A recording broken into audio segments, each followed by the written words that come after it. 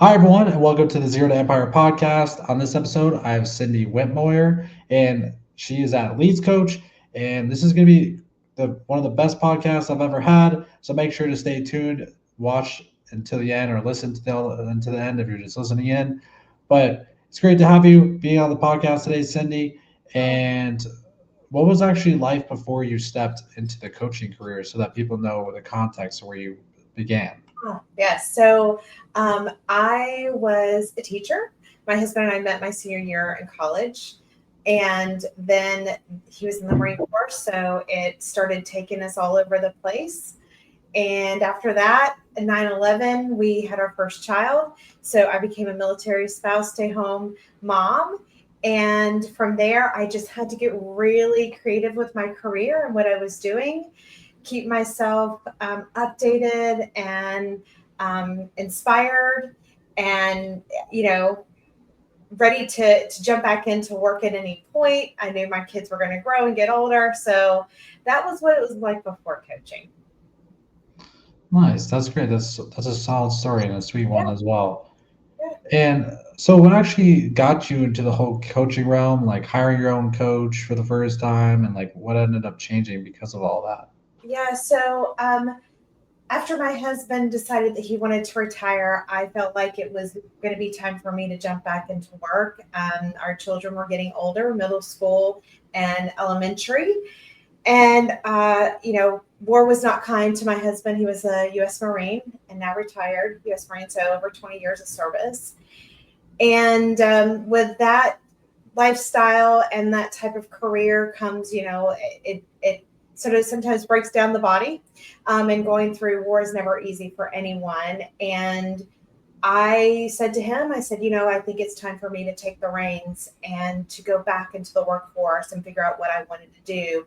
And it was really unpackaging the truth behind what I had been through and what I had been experiencing through my adulthood, and being along that journey alongside him. It's not always an easy path. I have a deep respect for our military and the spouses that walk alongside that path. So I really sought out help for myself because he was showing up different. I was showing up different. Then we have these two kids in the middle of it, and it's like, we knew we needed to be working on ourselves. And so when he fully retired, and I said, okay, I'm ready to go back. I thought about building an e-curriculum business to help support teachers building curriculum because I love being creative and designing and innovating and thinking outside the box. So, and I was basically homeschooling my kids as well, right? I mean, I was going along that journey and very involved in my kids' life and being involved in the school system, do remedial reading and math and all sorts of stuff just to keep myself going and stay with my kids as much as I could during those really hard times as he was on a lot of deployments. So fast forward, I was searching for my own answers, and I needed to unpackage my own truth for where I was at that point in my life. And it was I needed to show up different for my husband. My kids needed to see us continue and keep going and work together as a team and to lean on each other. And so it was really a self-help journey, trying to figure out what I needed to do, what made sense for where we were in our own lives at that point, and had a coach to sort of help me unpackage that. And now I'm a coach. So I think it went well. So Yes, that's amazing. yeah. And what actually surprised you the most when you actually started your own coaching journey, become your own solo coach, etc.? I think, Sam, for me, it was how something like a resource as coaches are in the world for servicing humans, how it can get you out of your own mind. Like, I think, we do a lot of thinking. And of course, science tells us we do a lot of thinking. So it was on that journey for someone to get me out of my own head and lay the whole thing in front of me and go, now what's important? What does it look like where, you've got all these things unpackaged and you're saying, this is no longer working for you. This is working.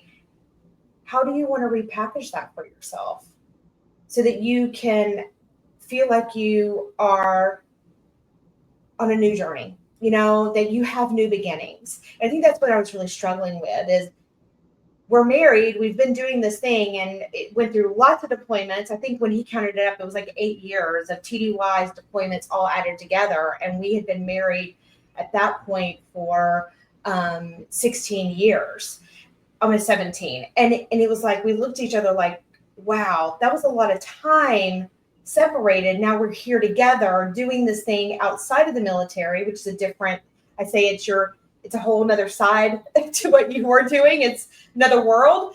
And it was like, okay, this is what I call a new beginning. It was managing. Now I look back at it and I love change management. I was managing some complex changes, not only personally, but professionally as well, because I knew I wanted to begin working and needed the community. I mean, when you're in the military, you're surrounded by a lot of community.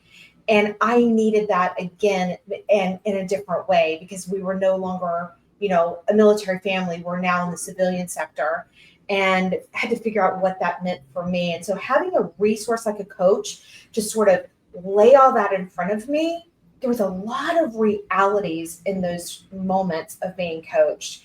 And I tell you, I say it saved my marriage and it saved my life. It saved my career because of the fact that I was in control of making those decisions and choices. That person that sat across from me as my coach was just that mirror and that reflection to show me to let me hear myself and to listen to what I was thinking and all the thoughts that were going in my head. And now it was really packaged in someone sitting in front of me saying it all back to me. And that was really powerful, very powerful. Different than therapy, I will say that for sure.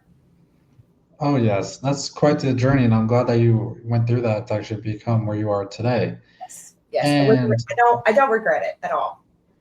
yes, that's great. I'm glad. And so you actually ended up building a team around the model of coaching. What actually sparked your vision around that? Yeah.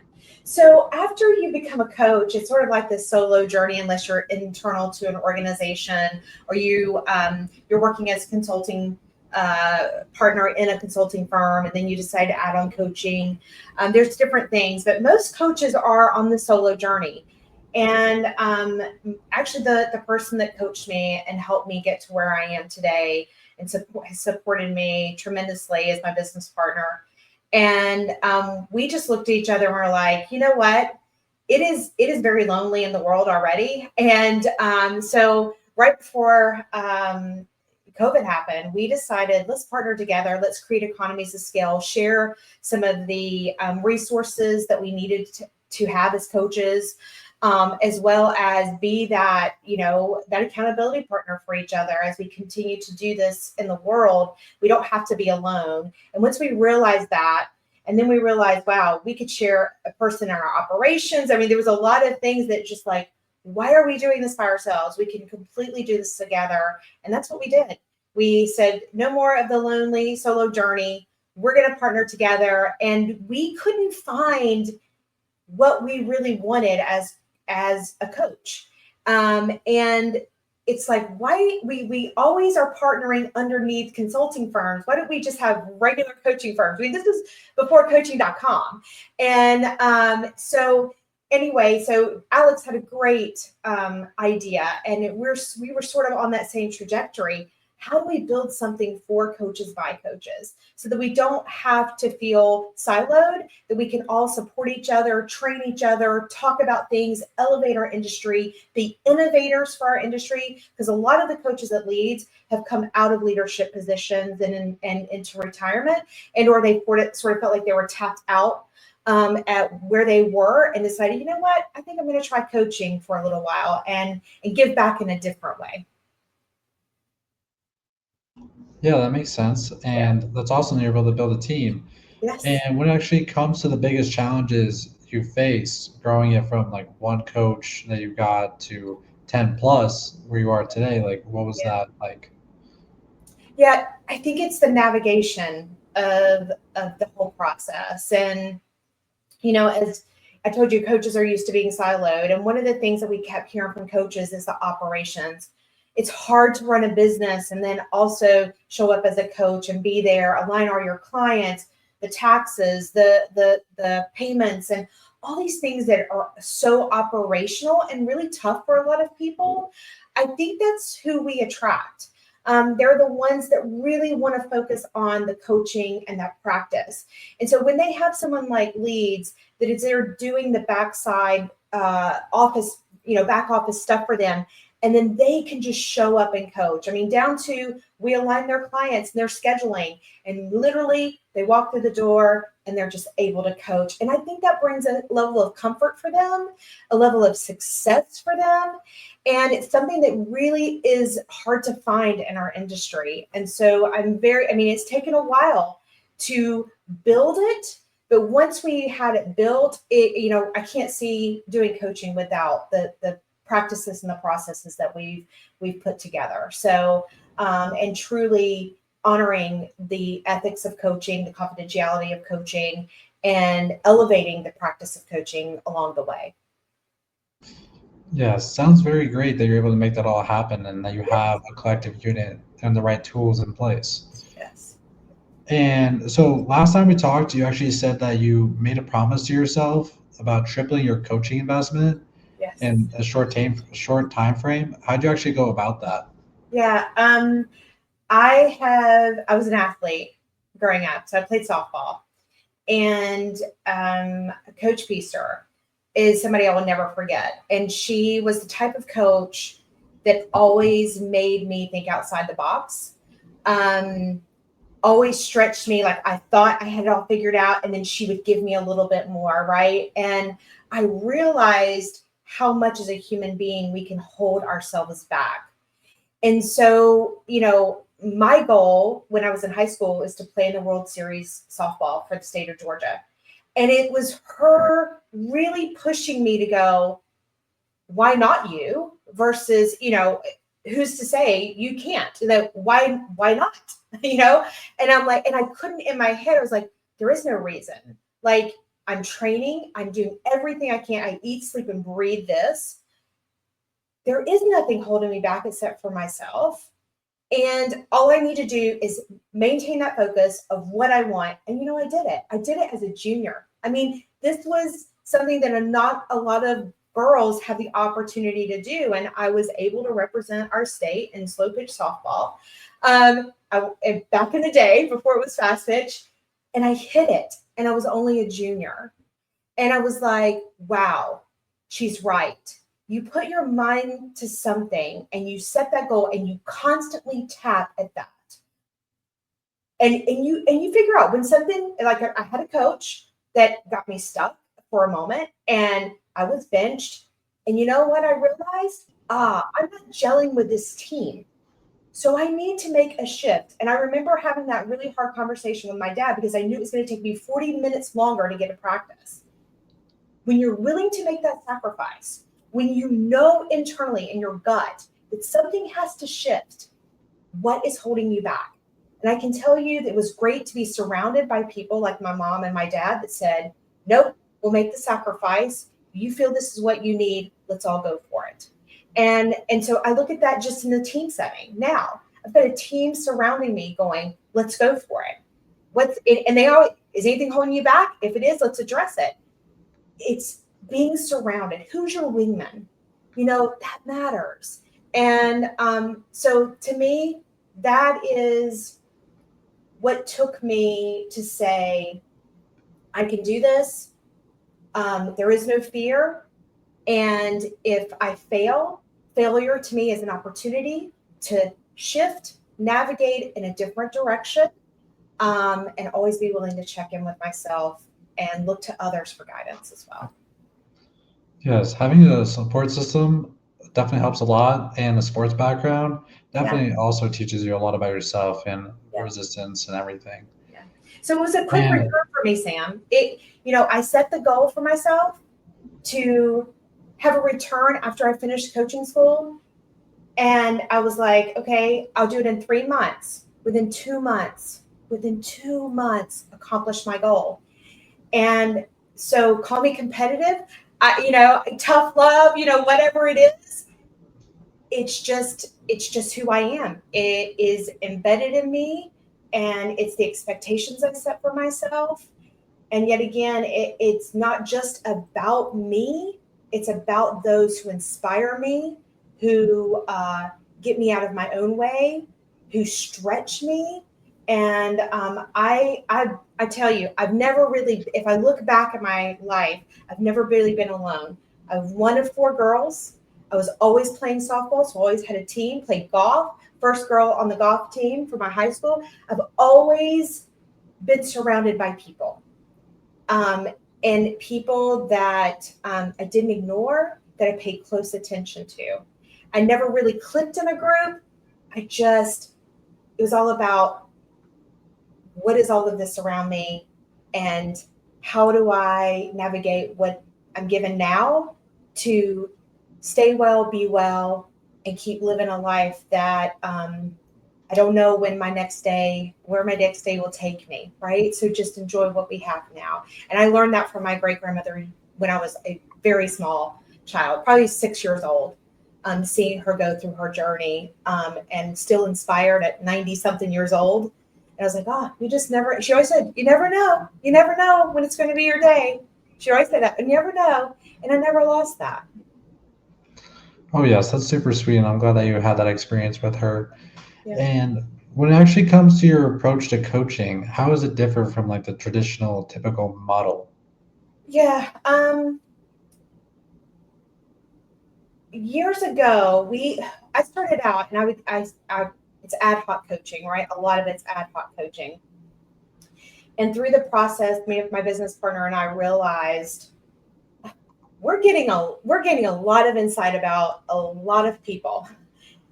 Where does all this information need to go? Like, it's just it comes and it goes, right? And I'm like, what would it be like to be able to collect this information, be non-attributable, not impede on the confidentiality and the trust that coaching is all built around, the ethics, um, and still be able to provide great insight to an HR, to a CEO, or whoever.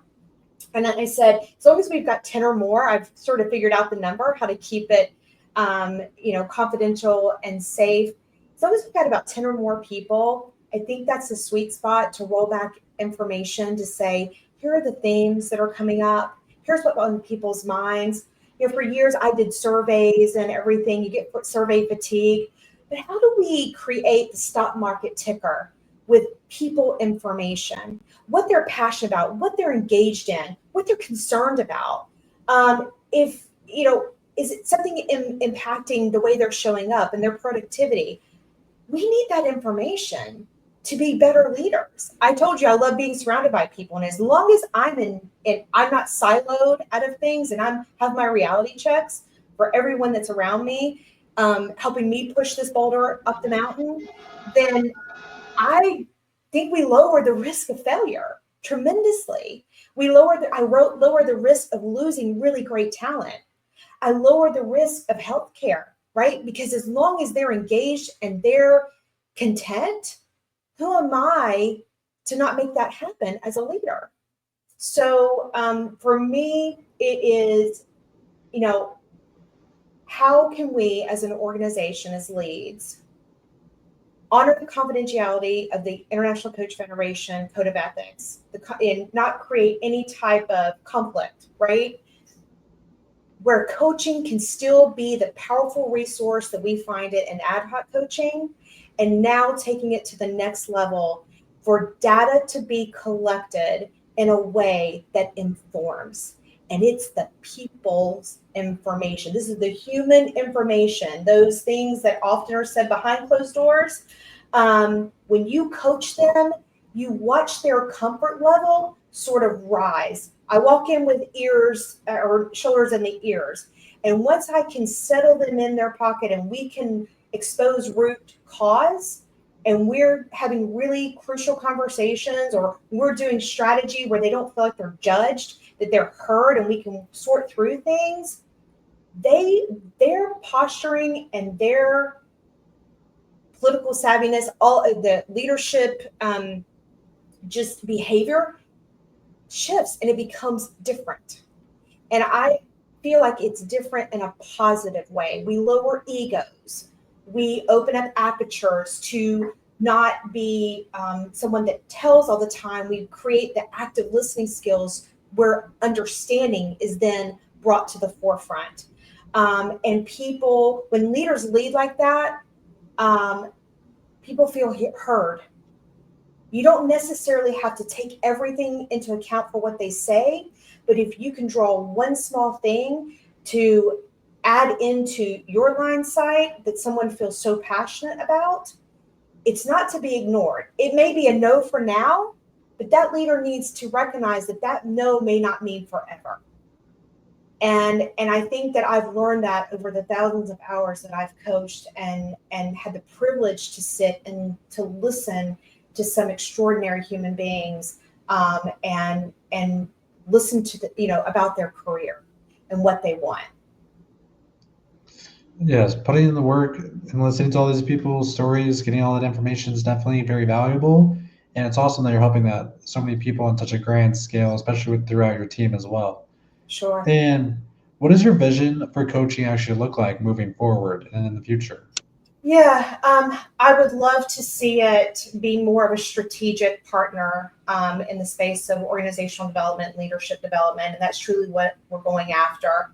It To me, it just is a no brainer because of the things that coaching can provide to, um, let things that are not serving the organization. Let us work those things out with the individuals. Let us help them get very clear. Often, like I told you at the very beginning, what it did for me was it helped me get out of my own head so I could hear myself. How often um, are we privy to how others are experiencing us? And if you are, I'll give you an example. Like you could be standing this way, right? And looking at something because you're so intent on looking at something and you're thinking, and yet someone else may assume that you're unhappy. But it's just the way you stand as a leader. It's just the way you're thinking, you're engaged. Or that you, some of them do like this, right? And they're engaged, they're listening. And someone else could mean that's closed off, right? So if I am sitting there and they're doing a strategy session and I'm like, tell me about this right here. You're sitting just like this in your strategy and you've got this really intent look on your face. How does that show up in your meeting? Wouldn't have known Yes. had you not had that awareness, right? So we do somatics. We get inside, and it's just I don't feel like coaching has ever been seen like it is beginning to catch on. I mean, we're growing at a 17.1% rate yearly. Wonderful. And I don't know if we have been used in the capacity like we are seeing it today. And it may just be the generation of us that are coming into coaching now, what we've come out of, our use of technology and data and AI. Our generation doesn't have any fear around that. We want to say, no, we want to be the ones informing it so that we maintain that humanity, so that we inform the emotional intelligence piece of it, because we know when we show up as leaders, it's the both and for us. It's not only my emotional or my actions, right? It's my emotional intelligence and my behaviors that are driving the actions. And I think that where we are in the coaching space right now, we're getting a good handle of that, and with the help of data and technology. So that's that's where I see. I can't unsee it any other way. And so therefore, our business plans and our strategy are just that. It's coaching alongside having the data that we can help inform organizations in a different way than we've done before. Yeah, that's super solid, especially using data in your advantage for a Sure. business. It's very smart. Yeah. And where can those actually interested in learning more about you reach out to you? Where can they do that?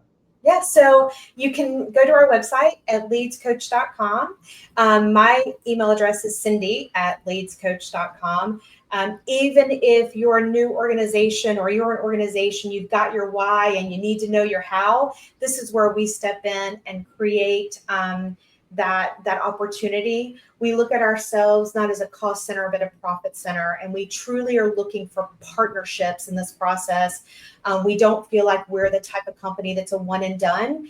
We come in to partner and be an extension of, so that we can watch the processes and measure the processes as we walk through them together. So I'd love for anyone to reach out to learn more about what we're doing and the work we're doing. Yes, make sure to go check out Cindy. Thank you also for being on the podcast as well. It was a very solid episode. Fantastic. Yes. And for everyone listening, make sure to watch this next episode coming up as well. And I'll see everyone there on the next episode of Zero to Empire. Have a great rest of your day. Thank you, Sam.